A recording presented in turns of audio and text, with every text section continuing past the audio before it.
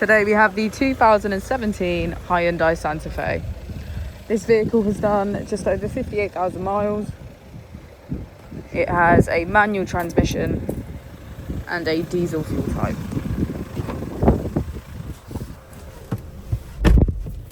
To the left of our steering wheel, we have automatic headlights, and on the right, we have cruise control. Moving on to our screen, we can access Bluetooth, navigation, information, and settings.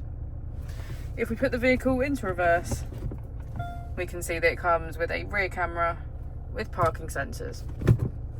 And just below our screen, we have our AC, which includes heated seats on either side.